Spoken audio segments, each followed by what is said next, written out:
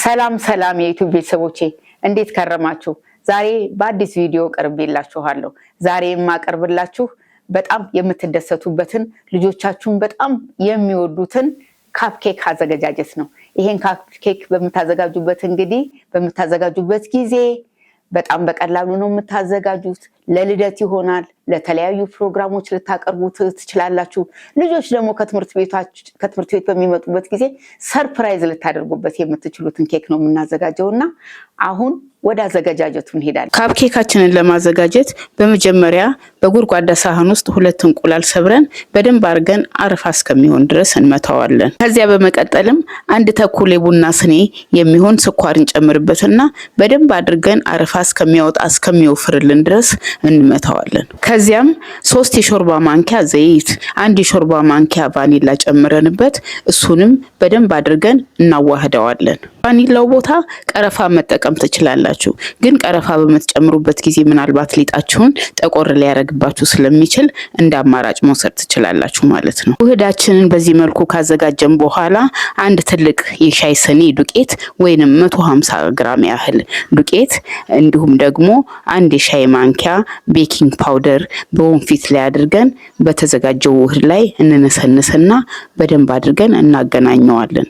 በመናገናኝበት ጊዜ ትንሽ ጠንከር ሊልብን ወፈር ሊልብን ስለሚችል ግማሽ ስኒ ያህል ወተት እንጨምርበትና ላላ አድርገን እናዋህደዋለን ማለት ነው። ሊጣችንን በዚህ መልኩ ካዘጋጀን በኋላ በሌላ እቃ ደግሞ 3 የሾርባ ማንኪያ ያህል የሚሆን ሊጥ እንቀንስና በሱ ላይ 1 የሻይ ማንኪያ ያህል ካካው ጨምረን እናዋህደዋለን። ሊጡም ትንሽ ጠንከር ሊልብን ስለሚችል ላላ እንድናደርገው ትንሽ ወተት ጨምረንበት ላላ እስከሚልልን ድረስ እናዘጋጀዋለን ማለት ነው። ይሄ በካካው የምናዘጋጀው ሊጥ ካፕኬካችንን ዴኮሬት ለማድረግ ለማሳመሪያ ስለሆነ ያዘጋጀነው የካካው ሊጥ በላስቲክ ውስጥ እንጨምረውና እናዘጋጀዋለን እናስቀምጠዋለን ማለት ነው። አሁን እንግዲህ ሊጣችን ተዘጋጅቶልናል። ስለዚህ የምንጋገርበትን ባትራ እናዘጋጃለን።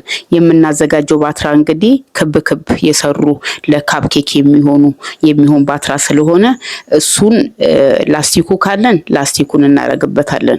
ከሌለን ደግሞ የወረቀትም አለ በአማራጭ።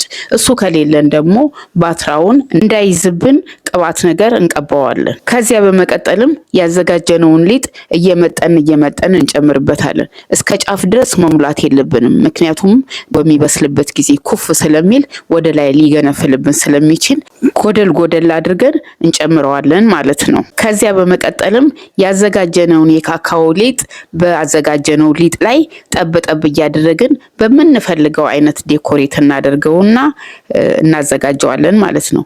በመጨረሻም ይሄ የተዘጋጀውን ሊጥ ወደ ኦቭናችን ውስጥ እንከታለን። ኦቭናችን ውስጥ ከ15 እስከ 20 ደቂቃ ሊቆይ ይችላል። ከበሰለልን በኋላ እናወጣዋለን ማለት ነው። እንደምታዩት እንግዲህ ካፕኬካችን በጣም ቆንጆ ሆኖ ነፍቶ በደንብ ወጥቶልናል ማለት ነው። በጣም ያምራል። አሁን ደግሞ እንደገና ተጨማሪ ዴኮሬት እናደርገዋለን ቸኮሌት ወይንም ደግሞ ባለፈው ጊዜ የሰራሁትን የጾም ቸኮሌት አይታችኋል። የፍስኩንም ማዘጋጀት ይቻላል። በሱ ዲኮሬት እናደርገዋለን ማለት ነው። እኔ ያዘጋጀሁት የጾም ቸኮሌት ነበረኝ። እሱ ውስጥ እንግዲህ እየነከርኩ ሌላም ደግሞ ዴኮሬት ማደርግበት ስለነበረኝ እሱን አድርጌ ይሄው እንደምታዩት በጣም በሚያምር መልኩ ልጆችን ሊስብ በሚችል መልኩ እንዲሁም ደግሞ ለተለያዩ ፕሮግራሞች ልናቀርብበት በምንችለው መልኩ አዘጋጅቼዋለሁ። እንግዲህ እናንተም ብዙ ከባድ አይደለም፣ ቀላል ነው ማዘጋጀት ቤታችሁ ትችላላችሁና ልጆቻችሁንም ቤተሰቦቻችሁንም ሰርፕራይዝ ማድረግ ስለምትችሉ ስሩ፣ ተጠቀሙበት። እንግዲህ ቪዲዮን ከወደዳችሁት ሼር፣ ላይክ፣ ኮሜንት ማድረጋችሁን እንዳትረሱ። አመሰግናለሁ።